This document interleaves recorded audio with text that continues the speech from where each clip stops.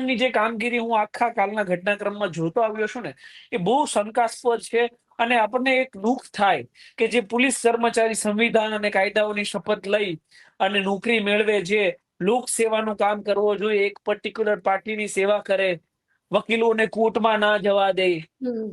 કોર્ટે ગેટ બંધ કરીને ઉભા રહી જાય. મને તો ક્યારેક એવું થાય કે હાઈકોર્ટ એટલી મોટી શા માટે આ દેશની અંદર ડેકોરેશન માટે આપવામાં આવી છે? હાઈકોર્ટ પાસે પાવર છે શું મોટો લેવા માટે, કે કોઈ પણ ઘટનાને શું મોટો જાતે પોતે લઈ શકે?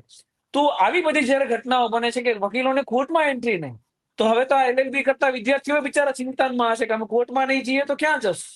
તો તકલીફ આ દેશની એ છે કે તમામ પોલીસ ફોર્સ એ કઈ રીતે એક પાર્ટીની લાલન પાલન થઈ શકે, પાર્ટીના હાઈકમાન્ડના ઓર્ડર કઈ રીતે માનવા, એના ઉપર ફોકસ કરીને બેઠી હતી. નહીં કે કાયદો વ્યવસ્થા કઈ રીતે જળવાય, કાયદાનું અમલીકરણ કઈ રીતે થાય, એ પ્રમાણે કામગીરી કરતી મેં કાલે જોઈ નથી.